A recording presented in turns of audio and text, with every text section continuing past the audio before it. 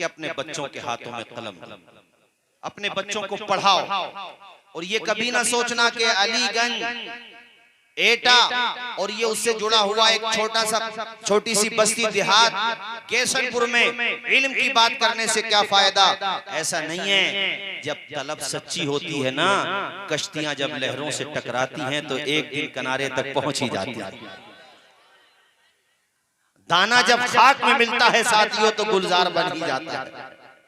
लोहे को जब लोहार पीटता है, भट्टी में जलाता है, तो बताओ एक दिन वो कुंदन बन ही जाता है।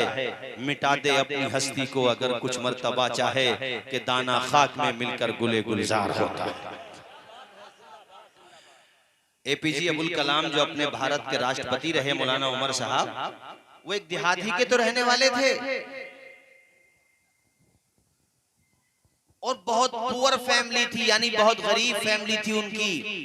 गुर्बत का अंदाजा आप इससे लगा सकते हैं गैसनपुर के मेरे भाइयों के वो अखबार बेच करके अपने घर का खर्चा चलाते थे। अखबार बेचने वाला कितना गरीब होगा खुद सोच लीजिए। मगर कलम की ताकत और इल्म की ताकत ये होती है कि उन्होंने ठान ली सपने भी छोटे नहीं देखना चाहिए, इरादे भी मजबूत रखना चाहिए। जिंदाबाद। उन्होंने ऊंचे ख्वाब देखे, बुलंद ख्वाब देखे, मेहनत की। और बताओ गैसनपुर, अलीगंज, एटा के मेरे दीनी भाइयों, वही एपीजे अब्दुल कलाम एक दिन भारत की सबसे बड़ी कुर्सी तक पहुंचे कि नहीं पहुंचे, ये बताओ। और वहां तक पहुंचने में उनके साथ किसी पार्टी का योगदान नहीं था, उनकी अपनी अहमियत थी, उनका अपना कलम वहां तक पहुंचे, उनका अपना इल्म लेकर के गया वहां तक। इसलिए मैं तुम्हें ये पैगाम बार बार दे रहा हूँ, झगड़ों के लिए कभी जमीनें मत बेचना, झगड़े करना ही मत बर्दाश्त करो और तालीम पे तवज्जो दो। इस काबिल बनो कि लोग तुम्हारी मिसाल दें, अपने बच्चों के हाथों में कलम दो, अपने आप को कामयाब बनाओ। और मैं माँ बहन बेटियों से भी कहूंगा कि तुम्हारे वालिद ने तुम्हें जो जहेज में कुरान दिया, तुमने सोचा ये कब से शुरू हुआ और क्यों शुरू हुआ? मुझे ये लगता है कि ये रस्म इस तौर पे शुरू हुई होगी, माँ बाप ने सोचा होगा बेटी को जहेज के साथ साथ सबसे कीमती सामान जो पूरी कायनात का सबसे अहम, अल्लाह के पैगंबर का सबसे बड़ा मौजज़ा है कुरान मजीद, वो भी पेश कर दो। इसलिए कि बेटी जब जाकर के अपनी ससुराल में रोजाना फजर की नमाज के बाद कुरान शरीफ पढ़ेगी, ईशा की नमाज के बाद सोने से पहले कुरान पढ़ेगी, तो ससुराल वाले भी एक दिन तो मुतासिर हो ही जाएंगे, क्या हुआ जहेज का सामान नहीं लाई है, सीने से लगा के कुरान। मुतासिर होगी कि नहीं? मुतासिर हो जाएगी, जहेज का सामान लाई या नहीं लाई, मगर सीने से लगा के कुरान तो लाई। हमारे वहाँ कब उठता है कुरान शरीफ? जब रमजान का चांद नजर आता है या घर में झगड़ा होता है, उसको निपटाने के लिए जाए तो फिर उसको ये कहना पड़ता है कि भाई कौन सच्चा कौन झूठा, इसका फैसला तो कसम से ही होगा, उठाओ कुरान। भाइयों, कुरान कसम खाने के लिए नहीं उठा बनाया नाजिल किया गया है। याद रखो, अगर रोजाना घर में कुरान पढ़ा जाएगा तो कसम खाने की नौबत ही नहीं आएगी। जहां कुरान होगा वहां ना जादू होगा, ना टोना, ना ओना, ना पोना। जहां कुरान वहां रहमतों का सामान, वहां खुदा की रहमतें नाजिल होंगी। इसलिए मैं आप लोगों को शेर में एक नसीहत भी कर रहा हूँ, हर लफ्ज को सीने में बसा लो तो बने बहार। हर लफ्ज को सीने में बसा लो तो बने बहार। ताकों में सजाने को ये कुरान नहीं है, क्या बात है, ताकों में सजाने को ये कुरान नहीं है, ताकों में सजाने को ये कुरान नहीं है। और जुनैद भाई जरा मैं आपकी तरफ से एक शेर, वो और आपकी तरफ से नहीं सबकी तरफ से, हम एक खुदा को माबूद मानते हैं, चूंकि एक ही खुदा है ना, उसी को माबूद मानते हैं। और हम लोगों का मानना ये, सुनिए भाइये, सामान तिजारत मेरा ईमान नहीं है, सामान तिजारत मेरा ईमान नहीं है। हर दर पे झुके सर ये मेरी शान है। नारे तकबीर, नारे अज़मते मुसलमान, फैज़ाने कुरान, नारे तकबीर, नारे रिसालत। और ये देखें जरा, आप घबराओ नहीं, कुरान को सीने से लगाओ।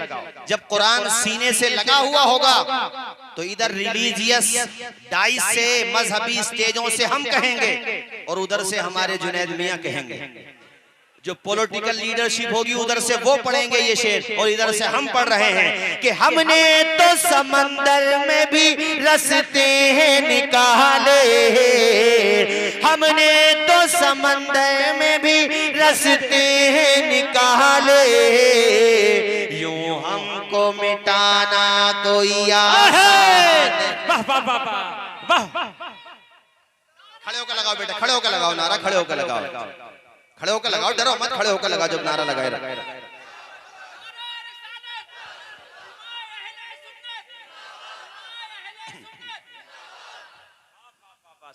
हमने तो समंदर में भी रस्ते हैं निकाले, हमने तो समंदर में भी रस्ते हैं निकाले, यूं हमको मिटाना कोई आसान नहीं है, यूं हमको मिटाना कोई आसान नहीं है, आसान नहीं है।